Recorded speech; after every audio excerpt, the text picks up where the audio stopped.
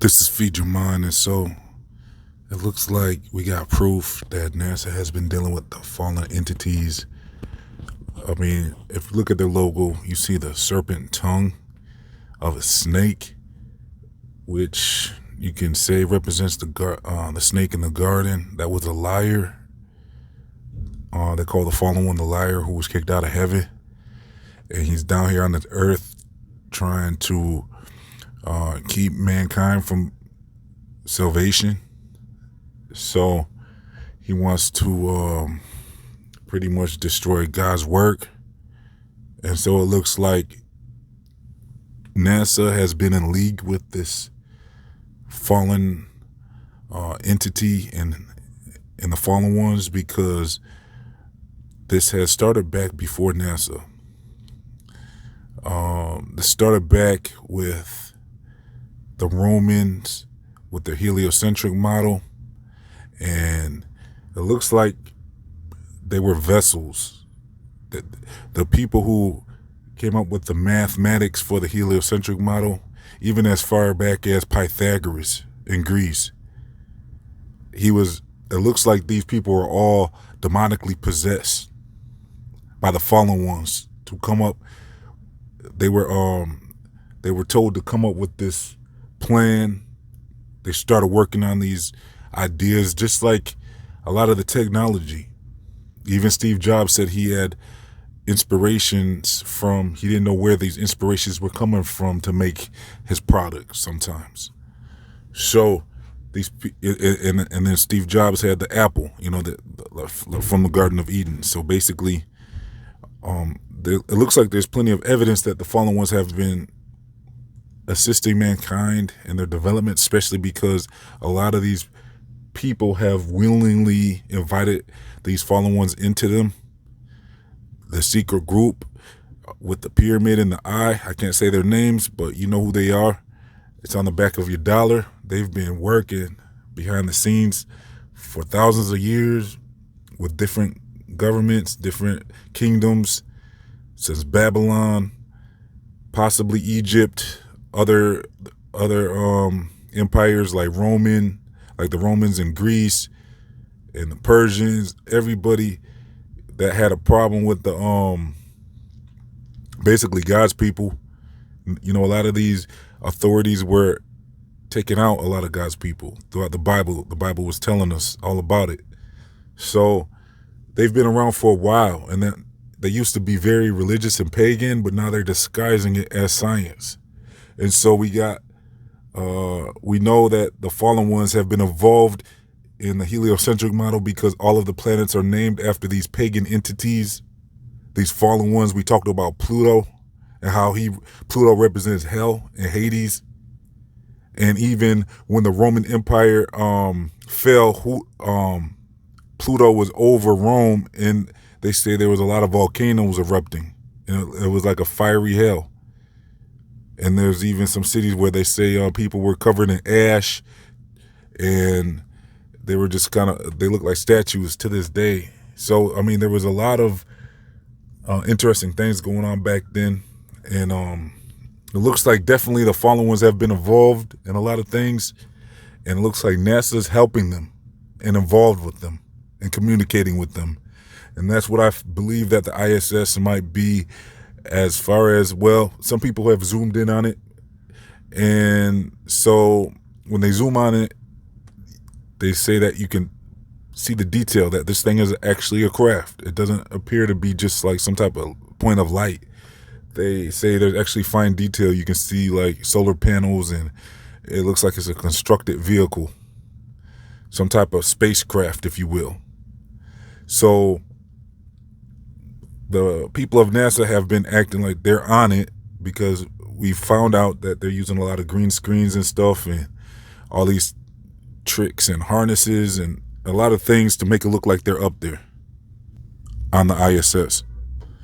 And so there's tons of evidence that shows us that they are not up there, but there's also evidence and photographs that might suggest there actually is something up there. So what is that thing? Well, to me, It's starting to look like NASA's in communication with the fallen ones, and this is a highly technological race of fallen ones who have been involved with probably a lot of technology on this earth so far.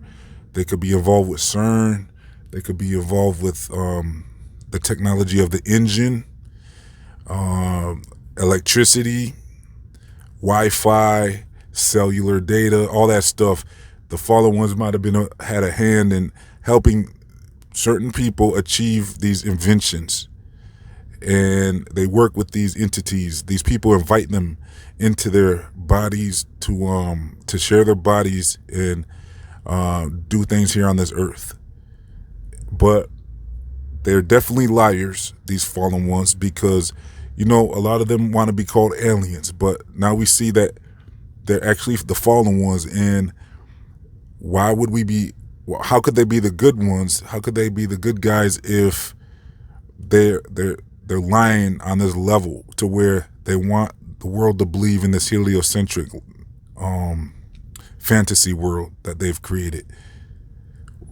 And these systems like Babylon, and I think up into this day, even in America, I mean, there's a country, I believe it's in New Jersey, called New Egypt. So, and some people say that America has a lot of the aspects of Rome and possibly even Egypt. You see obelisk as the Washington Monument.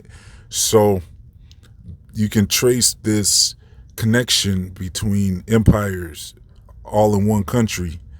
And so could this be like the new Babylon? And could this be the same entities behind why the world is set up the way it is right now? And so the fallen ones' influence on this world, there seems to be an overwhelming amount of proof of that. If you still don't believe me, you can look into my Feature Mind 3 channel. I have a playlist, and we cover a lot of stuff. And because even movies like The Conjuring, those are real stories. And it shows us that there are fallen entities here on this earth. There's proof of it.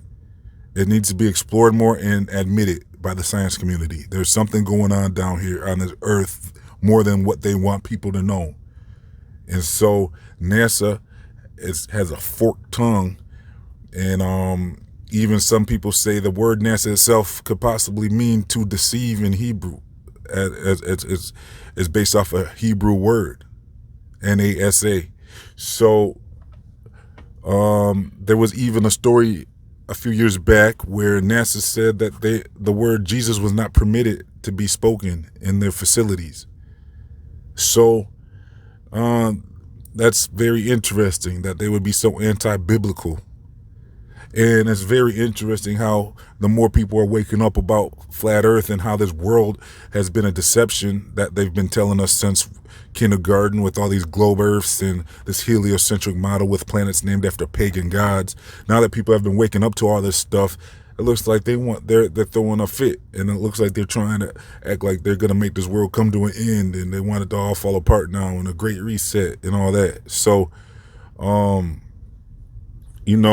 it looks like there's a lot more going on behind the scenes than they want us to know, and it looks like they're definitely working with fallen entities. And so it's almost apparent to me that it's possible that the ISS could be a spacecraft that they are in communication with. Not a spacecraft like it's in outer space, though. I'm saying like something in the sky that's, you could almost call them the Watchers or something. And who knows how long this thing has been in the sky, really.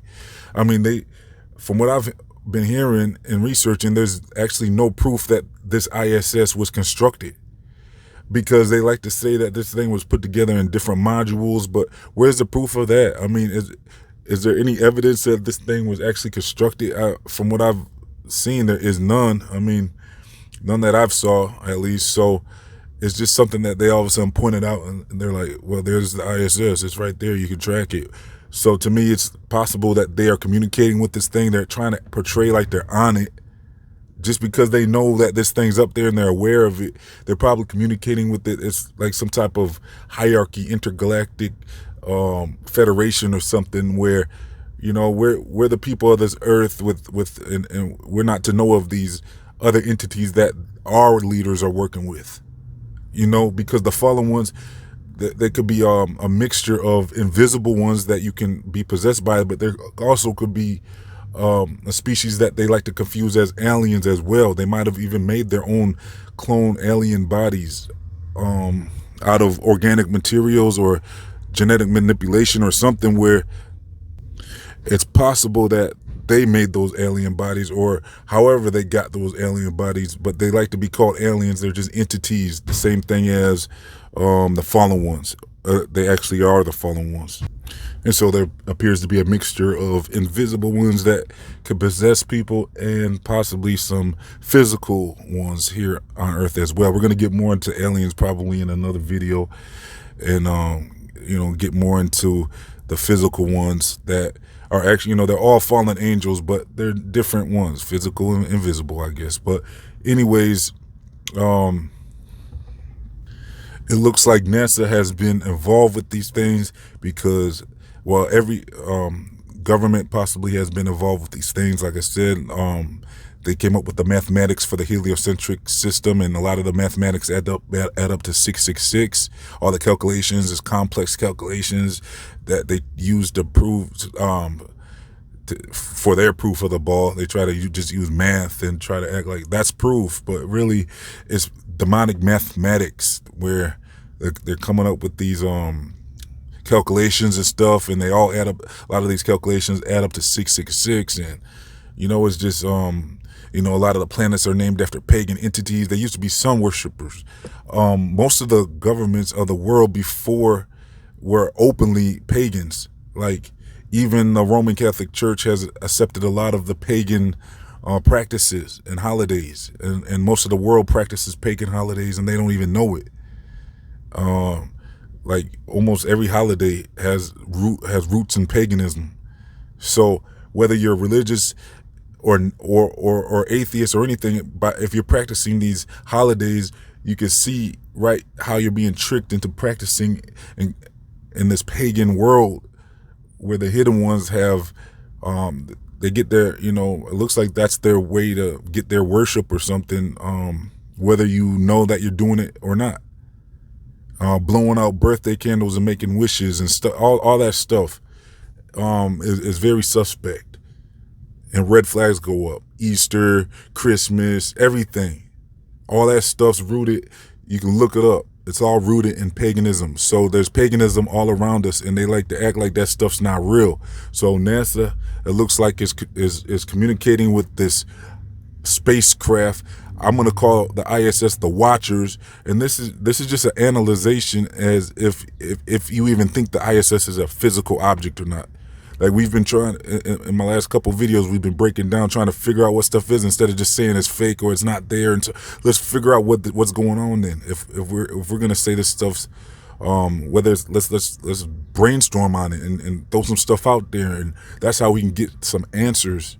I want to thank everyone on my channel that's been contributing in the comment sections in our brainstorm sessions so that we can figure stuff out. That's how we figure stuff out. It's not just by saying, "Oh, we don't know." No, we tackle the subjects and we brainstorm on it, and we put all our ideas and thoughts out there until we figure out the most logical answers. And it all, the most logical answers will begin to surface the more we brainstorm and concentrate on subjects. So I want to thank everybody out there that's been contributing in our discussions. And with this one as well, let's see your thoughts and everything about what do you think about what the ISS is. Do you think it's a physical object, or do you think it's a spacecraft of the fallen ones, a physical object that they might have made? Because I know they got more technology than they've been telling us, and it looks like NASA's been in communication with these things because they're trying to do the work of their these creatures and act like these planets are actually physical objects. They've been doing a lot to make sure people believe in the heliocentric paganism religion. And the schools teach it. So everybody's been exposed to this paganism, whether they know it or not. Just by being a believer in the solar system, you've been exposed to paganism. So we can't say that there's not some force or some entities down here wanting us to believe in this stuff. And so it looks like the ISS could be a space, them. It could be part of them. They could have been up there for a long time, way before they told us the ISS. They try to say, oh, you can track it and stuff. Way before that, before they admitted something was up there, it could have been up there, and people just didn't know what to look for.